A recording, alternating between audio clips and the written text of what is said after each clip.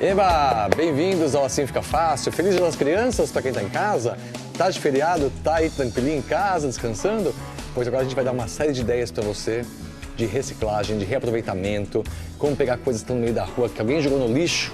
Você vai saber como fazer uma coisa muito mais bacana que a Mônica vem aqui.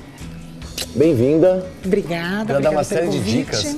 Mônica vem com uma amiga muito querida. Isso. Lu Gastal, nossa amiga querida. Isso. E uma pessoa que eu adoro muito. De verdade. A diva do pompom. Uma amiga do coração mesmo, uma pessoa muito querida que eu gosto demais. E que bom que você está aqui também. Obrigada. Que é amiga dela também. E aí você veio com uma ideia de reaproveitamento. Essa é uma sugestão da gente fazer uma caixinha como essa aqui para o seu cachorrito. Isso, na verdade, isso é uma gaveta que foi encontrada numa caçamba. Ótimo. Né? Tem muita gente, tem muita caçamba por aí, que aqui tem muita coisa bacana, hein? Pois é. E você não pode jogar fora. Pois então é. você vê o que está na caçamba, vai lá e cata. Isso, e eu acho que também é um resgate, assim, um pouco íntimo, né? É alguma coisa, assim, de você se transformar, né? De você se enxergar ali e que você pode melhorar, né? Como a gente faz com a gente, Vamos fazer uma né? coisa a partir do princípio. Você pegou essa gaveta na caçamba, logicamente ela estava suja, com chuva, terra. Tava horrorosa. Quais são os primeiros cuidados de quem pega uma peça na caçamba como essa? Primeiro, usar uma luva para pegar a coisa da caçamba, né? E aí, eu acho que uma outra coisa muito importante é você chegar e imediatamente higienizar aquilo, até para verificar se não tem cupim, se não tem alguma coisa que possa prejudicar, né? Certo. Então, essa falsa ideia de que você não pode lavar madeira, que você vai estragar a madeira, é obsoleta hoje em dia, Você né? pode lavar madeira tranquilamente. Só o MDF que você não pode lavar. Então, mas na verdade, você até pode, se você tiver o cuidado de imergir na água, jogar uma água e imediatamente secar antes que ela penetre, né? E aí você vai higienizar ou com cloro ou com algum antibactericida potente. Esses produtos de limpeza normais, assim. Exato, exato, né? E você vai ter que fazer as devidas retoques, se você achar que ela está muito judiada, passar uma massinha, uma massa acrílica, uma massa corrida, lixar a peça, né? Passar efetivamente uma massinha, tudo nas imperfeições e partir para a brasa. Perfeito. Depois que você lavou, higienizou, passou amoníaco, antibactericida, tudo, em quanto tempo você pode mexer nessa madeira sem nenhum problema? Imediatamente, a partir do momento que ela estiver seca, você pode fazer, então, agilizar. Mas quanto tempo demora isso, mais ou menos? Um dia, 2 dias? Não, minutos. Você agiliza mas o processo mesmo assim, com o secador. A madeira, então, mas a madeira fica molhada. Ela não seca imediatamente por dentro. Não é melhor esperar secar um pouquinho por dentro? Você pode esperar até o dia seguinte, no máximo. Vai dar uma garantida. E também tem o seguinte, né, Marcelo? Você vai depender do tempo. Se tiver um tempo seco, tudo, você vai agilizar esse processo. Se tiver um tempo mais úmido, mais chuvoso, tudo, é melhor postergar um pouquinho. Sempre bom, né? A ansiedade, às vezes, complica um pouquinho o processo. Então, verdade. se você viveu sem aquela gaveta até aquele dia, né? Você pode esperar mais um dia para fazer, né? Não, eu sempre falo isso, que assim, tudo tem um tempo para acontecer. Isso. Né? A tinta tem o tempo de secar, a cola tem o tempo de secar. Dela, é verdade. E a vida tem o tempo de acontecer. Então, tenha um pouco de paciência. Exato. Não é verdade? Exato. E aí você fez isso. Aí você trouxe aqui um passo a passo. Isso. Dessa pintura então, com listras. Isso. Que na verdade, muita gente adora listras, mas não sabe como pintar sem borrar. E a Mônica vai resolver esse problema agora com a gente. Vou resolver, aí vou dar o caminho das Índias para vocês. Certo. Aí, porque assim fica fácil. É verdade. Aí você vai ter, a princípio, uma superfície lisa, né, suave. E aí, o que você vai fazer? Você vai eleger uma cor para você pintar o fundo dessa gaveta. Certo. No caso, eu elegi um tom de barbante, um off-white, uma coisinha bem... Um branco sujo, digamos assim. Exatamente, né? Aí, o que eu vou fazer? É sempre importante dar uma base no MDF ou na madeira antes de passar a pintura definitiva? Na verdade, isso já é a sua base. Já é suficiente, não já é o suficiente. A menos que seja uma madeira que tem uma nódoa.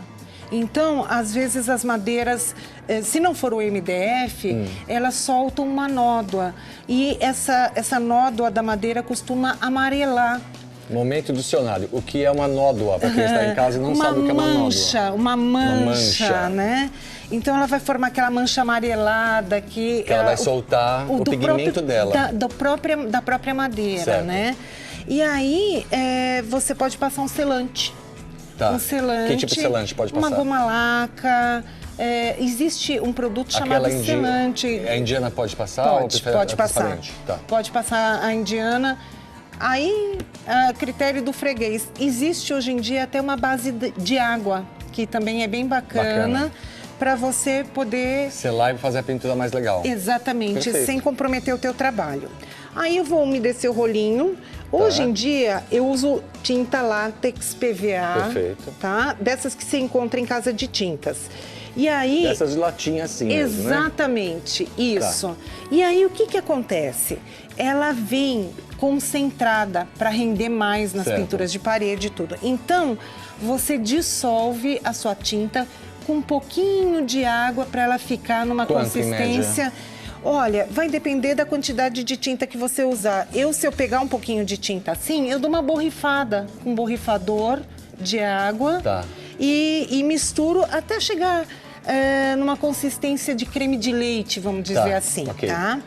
Vou umedecer meu rolinho para que ele não absorva toda a água e eu fique com a tinta dura novamente. Verdade. E vou colocar a tinta no rolinho inteiro, para que eu não fique com uma faixa. E vou aplicar na superfície inteira. Isso. Tá?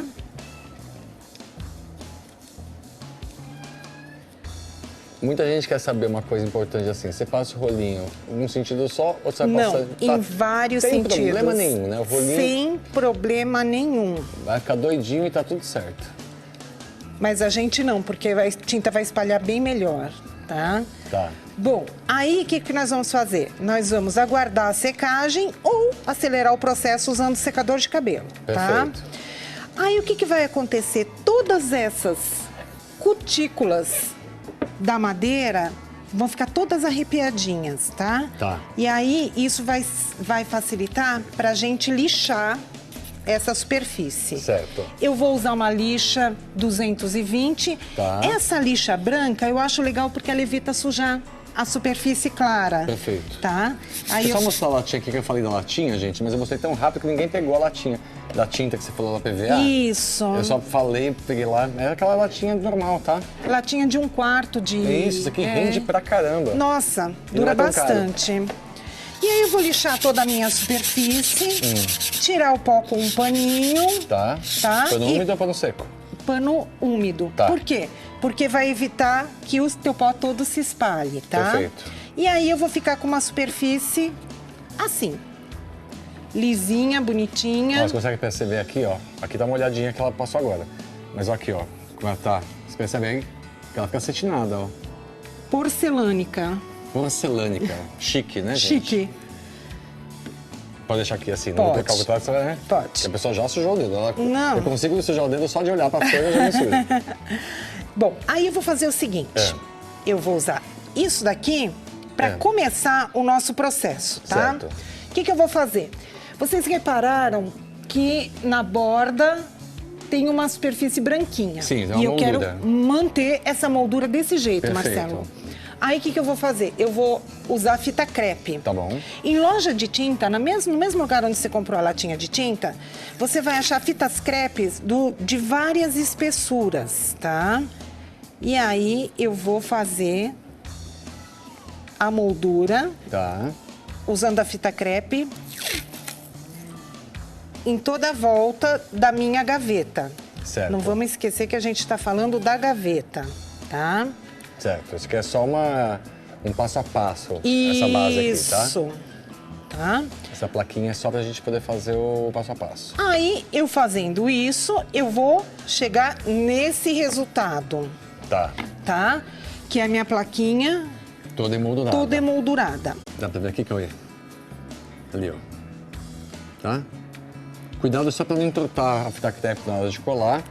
E sabe que uma moça que eu conheci outro dia aqui no Mulher.com, num período que eu fiquei lá no lugar da Tati, ela me ensinou a passar uma lixa aqui para poder deixar a fita crepe bem coladinha. Ah, então eu vou te ensinar mais uma Boa. coisa. Adoro dicas boas assim, fala. Ótimo. Você pode fazer isso. Por quê? É. Porque a fita crepe, ela tem uma rugosidade, tá? Essa rugosidade vai atrapalhar que entre tinta aqui. Então, eu sempre faço isso. Ou eu passo isso, a lixa, ou eu uso uma dobradeira, que é uma peça usada muito em cartonagem, tá? Então, certo. Eu vou passar a dobradeira também e eu vou completar todo esse processo pegando. Eu não fiz um branco sujo nessa base? Eu não quero que isso se mantenha branco sujo? Sim. Então, o que eu vou fazer? Eu vou dar uma camadinha de tinta em cima, tá? Porque se eventualmente essa tinta quiser entrar aqui embaixo, vai entrar a cor que eu desejo manter. Certo. Tá? Então, eu vou ficar com essa corzinha aqui, tá? Certo. Isso feito, eu vou começar a trabalhar a lista. Certo. Tá? Então, o que eu vou fazer? Eu vou colocar uma outra fita crepe, tá? Para dimensionar as minhas listas. Para isso, até por uma questão de visualização, eu coloquei uma fita crepe azul, que é absolutamente igual à outra. Só muda a cor. Só muda a cor e a espessura. Até para quem está em casa também poder entender o que você está falando, né? Exatamente. Então, o que eu estou fazendo? Eu estou colocando uma ao lado da outra. Certo. Tá? Mantendo a distância equivalente, tá? Só que o que acontece algumas vezes? Você vai fazendo as tuas listas e quando chega no final, você descobre que sobrou um pedacinho, que ela não é exato. A gente tá com um tempinho bem curtinho. Tudo bem. Então, ok, a gente vai fazer a coisa de maneira a redimensionar e trocar um pouquinho de lugar, porque isso é uma coisa que não vai aparecer, tá? E a fita crepe, ela é reposicionável mesmo, é tranquilo, né? Sem problemas. Aí, o que eu fiz? Eu coloquei o nome de todas as cores que eu vou pintar. Perfeito. Tá? E aí, o que eu vou fazer? Eu vou tirar essas cores, tá? Por exemplo, essa daqui é a mesma da primeira, tá? Então, você faz esse jogo de cores antecipadamente. Exatamente, né? E aí, se não der certo, você passa o fundo de novo, enfim. E aí eu começo a entrar com as cores até chegar nesse resultado, que são as listas que eu desejava, tá? E aí o que acontece? Se alguma delas acontecer de borrar, você repõe a sua fita e dá um consertinho nela. Perfeito. Tá? Então, e aí você essencialmente... fez pra ficar, deixa eu puxar até pra cá, porque aí a gente dá as outras dicas. Olha, para o seu cachorrinho ficar feliz em casa. Olha só.